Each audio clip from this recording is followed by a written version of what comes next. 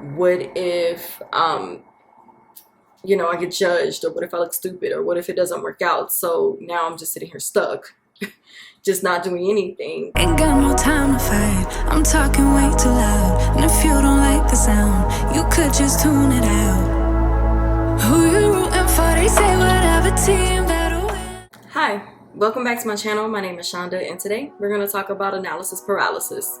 What is it, and how do you get over it? I got my phone here for reference, just to make sure that I'm being accurate. And if you hear any noises, like my neighbor's kids are out of school, so they definitely are making some noises today. It is Saturday, it's summertime, so just bear with me, ignore any loud screams or banging that you may hear. Also, what exactly is analysis paralysis? So it's basically defined as feeling overwhelmed or paralyzed by having too many choices. And I used to feel this way, especially for the past, I will say 2021 and 2022. So after I got my master's degree, I got my yoga teacher training, as well as a few other certifications that I'll talk about in a later video. I was very much paralyzed and stunned on like what was my next option, because there were so many things I could have done. And I was technically afraid to do the things that I actually wanted to do, but ended up picking or making choices or going into or trying to go into a career field that may not have been what I exactly wanted to do, but I felt was the best thing. And having too many options on how to like get there was, even if it was something I didn't want to do necessarily, but it was just so many options afforded to me. I felt stunned, because what if I, in my head now, what if I have made the incorrect decision? What if I get into the field and realize I don't like it? What if I get judged, or what if I look stupid, or what if it doesn't work out? So now I'm just sitting here stuck, just not doing anything, but upset at myself for not doing anything, and just ultimately just feeling paralyzed. Now this had me in a chokehold for about 2 years, honestly, until I just said, forget it all. Like, I'm just gonna go ahead and just throw it all out here and put myself out here. But here are some of the steps I took to make it to the point where I am today.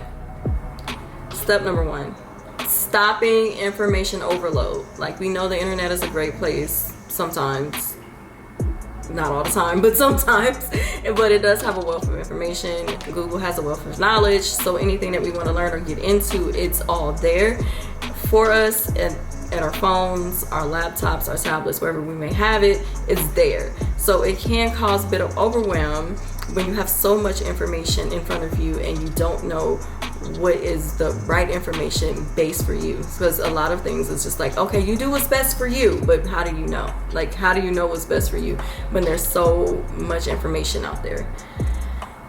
And honestly, when I did receive like all of my certifications, I said previously, I was stuck, honestly, and I thought taking more classes would help with me feeling stuck. Honestly, it just made it worse. So I will say that, taking some time to breathe and mapping your path out, your next steps is perfectly fine.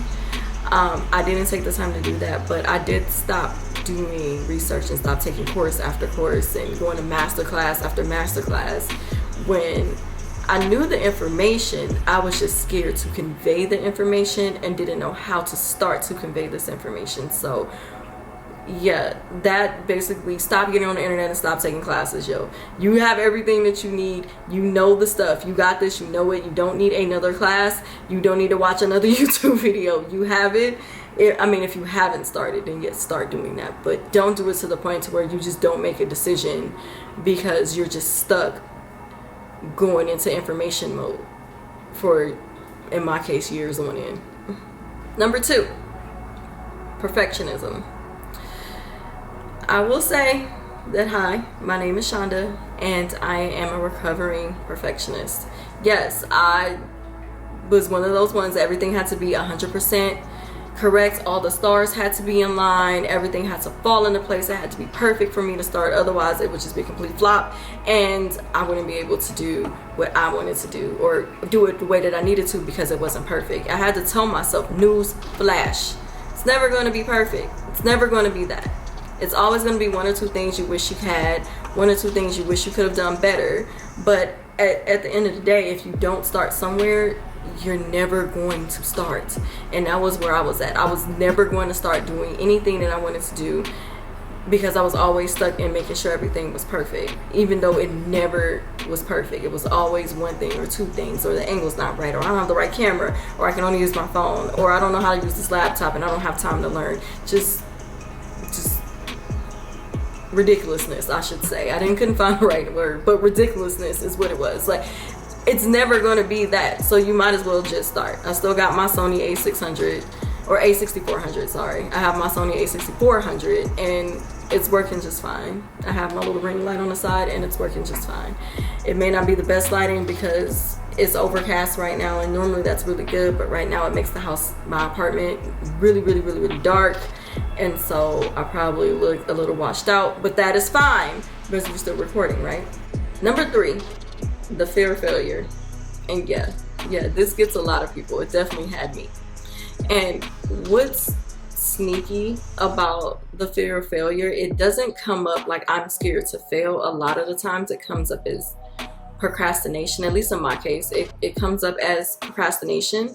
So when I first started teaching yoga and realized that's what I really wanted to do, was be in the health and wellness industry, what ended up happening is I would get scared to post things, and I would just doom scroll on social media for hours on end, or I would just read blog posts and articles, or I would watch a bunch of YouTube videos on things I already know, because remember, I have the certifications, so of course I already know, or like how to film a YouTube video, how to film yourself working out. I know how to film myself working out. I was just too afraid to film myself working out or film my yoga sequences because I'm insecure about being on camera. I was scared I was gonna get judged. I felt like I was stupid. What if people, don't like my classes or don't want to hear what I have to say?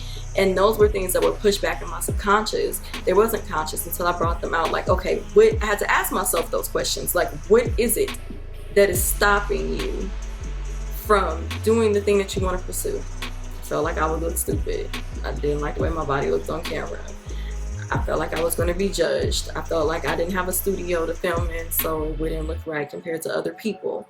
And that's what was causing the fear of failure. What if I do all of this, put all my hard work into this, and it doesn't work out? And sometimes that is the risk you have to take. It may not work. You may pivot. It may turn into something else. It may be bigger than what you've ever known, but you don't know until you actually do the things. So I had to basically psych myself out for that as well. Last but not least, because there's a million ways. The last one is lack of clarity.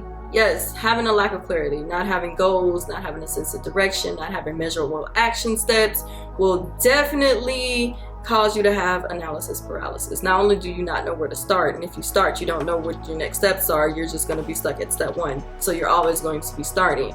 So having clear and measurable action steps will definitely help you go to reach your goals that you want to reach, or in my case, pivot to a whole new career. But yeah, not having those measurable action steps, attainable goals, writing them down, journaling them, doing something, post-it notes, something will definitely have you stuck. If you don't know where you're going, you're always going to be going in a circle. And I want to add something to this as well. When you're actually getting lack of clarity and action steps and measurable goals, sometimes we do ask our fans and our family for advice. And I hope they do, but most of the time they do have the best intentions, but however, they may not have the most knowledge in your field, what you're getting into, what you're interested in doing. So if you know someone great, if you want to seek out expert advice, I strongly advise you seek out expert advice, just because they have the knowledge, they've been where you are, they know the field, they know the industry, they know how to get started. In my case, my mentor, she's been in the health and wellness industry. She's already a personal trainer. She's filmed herself on camera. She knows how to sell things. She knows where to go. And me meeting her was a blessing, because now I have not only measurable steps that she's helped me realize and attain. Now I know what I want to do. And if I get stuck or have a question, I have somebody to reach out to who has my back and who's in the same industry as me, because a lot of people don't get, like, you have a master's degree and you're trying to teach yoga. Yeah, I have a master's degree and I'm trying to teach yoga, but not only that, I want to be a wellness coach too. So I want to do all the things. And a lot of times, especially my parents, you know, they're older, they don't understand that. They don't understand where I'm coming from, and that's fine.